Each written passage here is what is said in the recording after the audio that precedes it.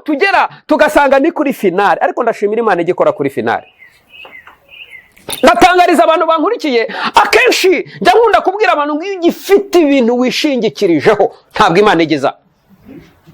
Imana iza kuri finale. Abo wiringiye baratambutse ntacyo bakumariye, amadiplome wiringiye ntacyo yakumariye, experience ufite wiringiye ntacyo yakumariye, aho ngaho niho Imana iseruka.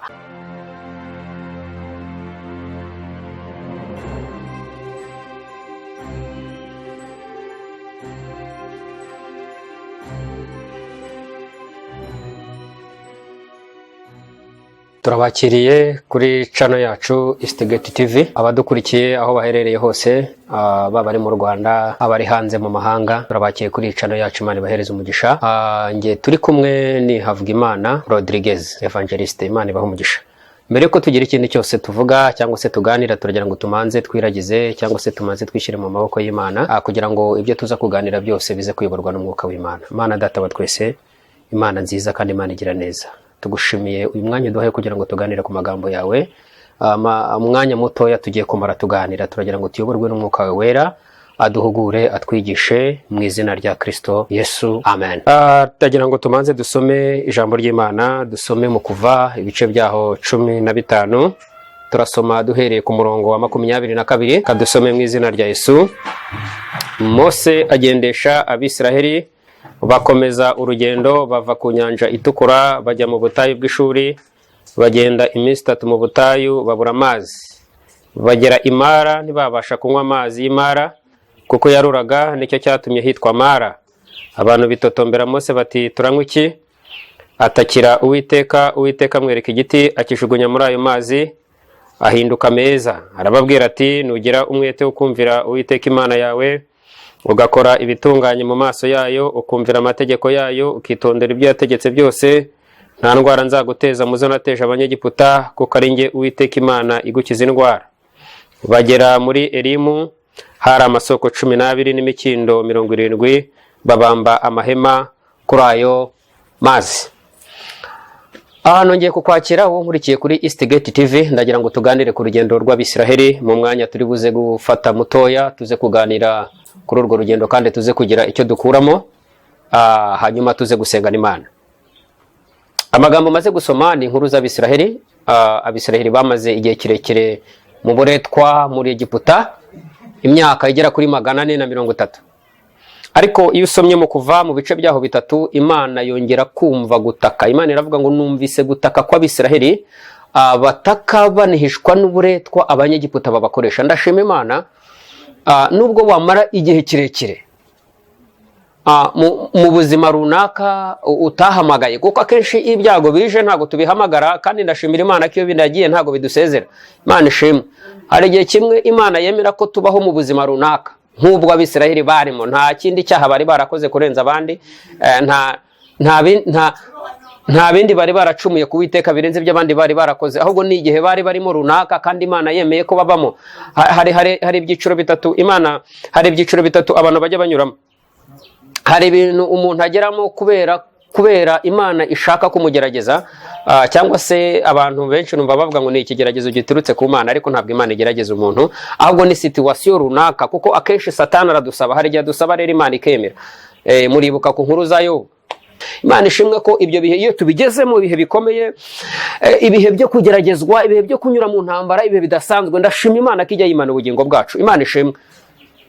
Birashoboka ko watakaza akazi, birashoboka ko watakaza ibintu bitandukanye, birashoboka ko wanasenya ugakora divorce, hari ibintu bitandukanye, ariko ndashima Imana hari ikintu bita ubugingo. Imana ishimwe. Ubugingo bw'umuntu Imana ijye buhagararaho. Ijambo ry'Imana rero riratubwira ngo Imana yibuka Abisiraheli mu gihe cy'imyaka 430 bamaze mu buretwa. Imana imaze kubibuka ituma Mose, iramubwira ngo genda kwa Farawo umubwira rekura ubwoko bwanjye. Imana ishimwe. Nyuma y'ibimenyetso byinshi, kuko yamanje kwanga. Kenshi iyo tugiye mu muhamagaro, akenshi dusanga umuhamagaro uturuta.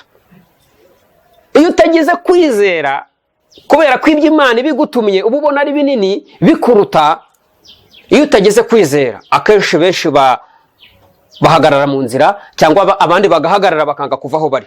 cyangwa abandi bagenda bakananirirwa mu nzira. Ariko ikizagutera imbaraga zo gukomeza ni iki mu muhamagara Imana yaguhamagariye? Nuko akenshi Imana iguhamagaye, ibiguhamagare gukora ibintu binini, icyo gihe ntabwo ureba imbaraga zawe, ureba imbaraga z'Imana. Imana ishimwe. Ntabwo ufokasinga ku bushobozi bwawe, ntabwo ufokasinga ku byo ushoboye, ntabwo ufokasinga ku mashuri yawe wize, ufokasinga ku bushobozi bw'Imana iguhamagaye. Imana ishimwe. Kubera ko Imana iduhamagaye ntabwo ikoresha amashuri twize, ntabwo ikoresha imiryango dufite ikomeye. Imana yo ikoresha ubushobozi bwayo. Ibyo bishatse kuvuga iki? Imana ikuvomamo ibyari bikurimo ikagushyiramo ibyayo. Imana ishimwe. Urwandiko rwa mbere rwa Yohana ibice 4 kuva ku murongo wa mbere aravuga ngo bene data ntimukizere imyuka yose, ahubwo nimugerageze ko umwuka wavuye ku Mana. Bivuze ngo byari bigoye gutandukanya inzoka ya Mose n'inzoka y'abakonikoni, ariko Imana yonyine niyo yazanye itandukaniro. Iyi nzoka ya Mose ngo yamize za nzoka z'abakonikoni imwe ku yindi irazimira zose, bigaragaza ko hari imbaraga zimira izindi mbaraga. Imana ishimwe. Icyubahiro. Hari imbaraga zimira izindi mbaraga. Nubwo Satani arimo gukora, the devil is already at work, ariko hari izindi mbaraga. Imana ishimwe.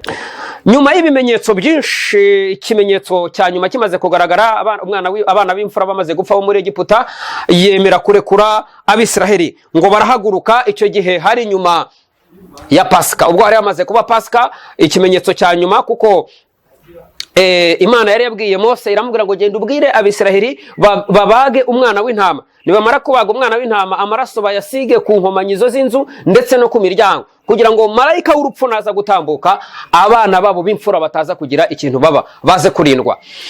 Abisiraheli baragenda babikora nk'uko yari amaze kubibabwira. Nijoro marayika atambutse, abana b'imfura bose bo muri Egiputa barapfa.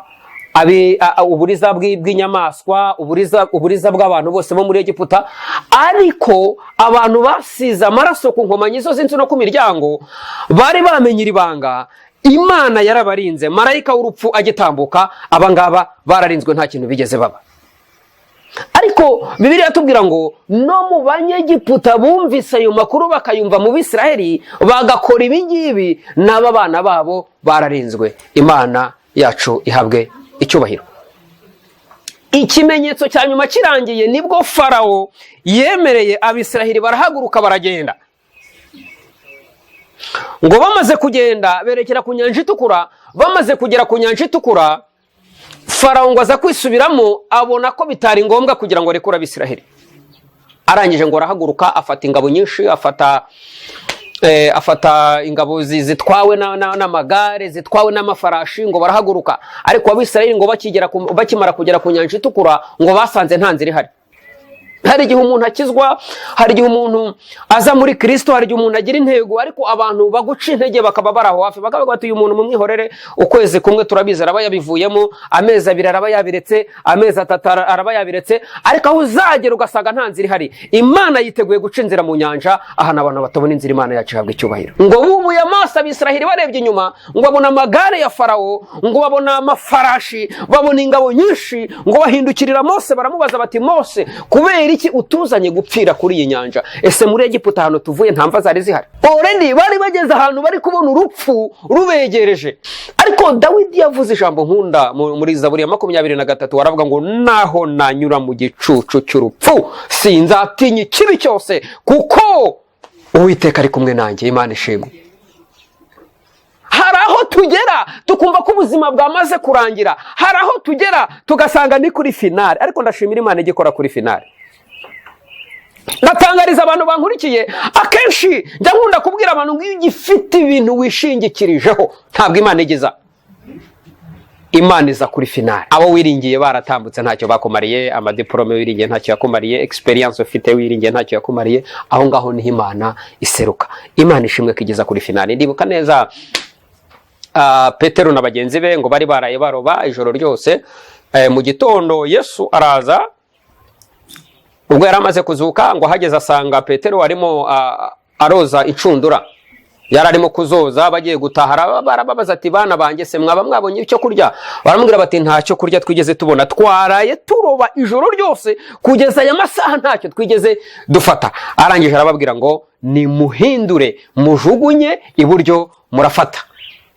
ngo barongera bafata inshundura basubira mu mazi, babikora nk'uko Yesu yabivuze, ariko ngo bajugunye urucundura ngo amafi aza ari menshi. Imana ishimwe. Yesu yaravuze, amafi yumva ijwi rye aramwitaba, ngo aza ari menshi, ngo barayafata, ngo baroba menshi, ngo baruzuza, ngo kugeza igihe batangiye guhamagara abandi hirya no hino bari bafite amato mu nyanja, barahamagara ngo nimuze mudufashe, bahamagara baruka, bahamagara abandi.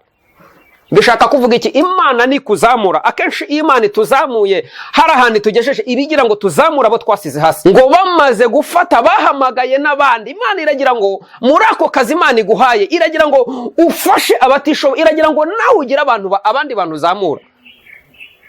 Niba ibyo bintu ufite udashoboye kubisharinga n'abandi, bizaba ari ikibazo gikomeye, kubera ko iri jambo riratubwira ngo bamaze gufata amafi menshi, ngo inshundura zabo ntizacika. Ibi ngibi birashaka gusobanura iki? Hari abantu bize bafata amadiplome bayagereka ku yandi, bamaze kubona akazi keza kabahemba amafaranga menshi, babashingura amafaranga batarayarya. Mu yandi magambo, inshundura zabo zaracitse. Ariko iyo Yesu abanye nawe, Imana ishimwe, iyo ubanye n'Imana muri uru rugendo nubwo rwakomera, iyo Imana ikugiriye neza, iyo Imana ikwibutse, iyo Imana yaguha imbago zawe, ntabwo inshundura zicika. Imana iguhereza n'igihe cyo kubirya, Imana iguhereza n'igihe cyo kugira ngo uhe no ku bandi, Imana iguhereza no kugira ngo uzamure abo wasize hasi.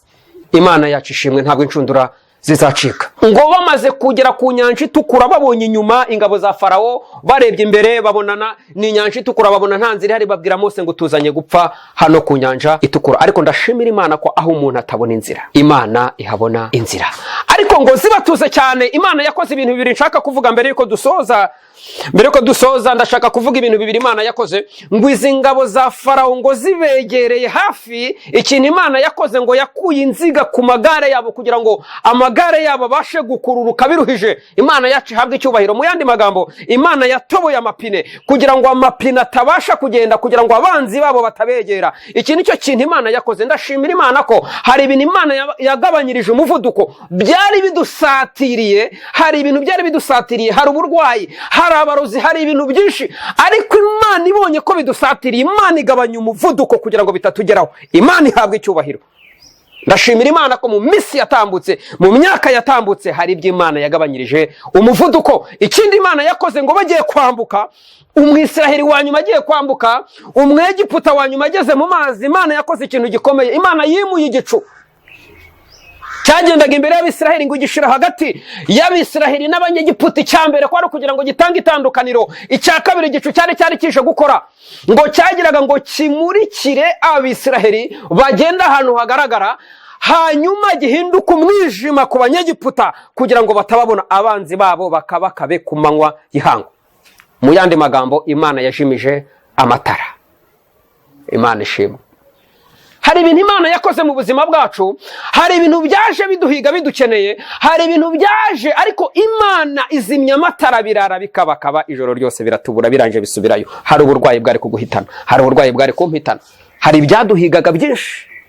Hari igihe umuntu abaho mu buzima ugasanga umuntu ntabwo atera imbere, uragerageza gukora, wakora amakontrakt ugasanga bivuyeho, ugasanga niba hari ibyo ugiye gukora, niba ari ubucuruzi ugasanga ntibikunda, ariko ugasanga hari abantu bari inyuma y'ubuzima bwawe, hari ibintu abantu bakora by'ubukonikoni. Ariko ndashima Imana yo mu gihugu cyo mu ijuru, iyo batwegereye Imana igizimya amatara, iyo batwegereye Imana igica network, iyo batwegereye Imana yacu ihabwa icyubahiro. Nyuma yaho Imana yarabambukije ibageza mu butayu. Urugendo rwari rugikomeje. Ndagira nkubwire ko urugendo kuri wowe rurakomeje, urugendo kuri nge rurakomeje. Hari byinshi Imana yatwambukije, ariko hari na byinshi yitegura kutwambutsa.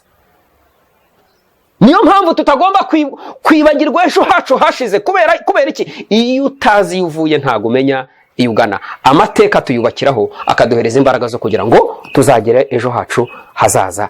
Ndabashimiye ku bantu twabanye muri iyi minota mikeya twaganiraga ku rugendo rw'Abisiraheli. Tuzajya dukomeza tuganire, ndetse tuzajya tubazanira abantu batandukanye kuri iyi channel. Hari ibiganiro byinshi tugiye kujya dukorera kuri iyi channel, ndetse n'abakozi b'Imana batandukanye tuzajya tubazana muganire. Ntabwo ariko tuzajya tuganira gusa, ahubwo turimo turabategurira n'abandi batandukanye. Ndashimira buri wese wankurikiye, ndashimira buri wese wampaye umwanya we, iyo minota mikeya wampaye. Imana ishimwe. Kandi niba utari wakira Kristo nk'umwami n'umukiza, uyu ni wo mwanya wawe, aka niko gahe Imana iguhaye. Igihe cyacu twari dufite ni iki ngiki. Imana ihabwa icyubahiro. Ndakwifuriza kugubwa neza kandi ndakwifuriza amahoro y'Imana. wari kumwe na Evangeliste Havugimana Rodriguez. Imana iguhe umugisha.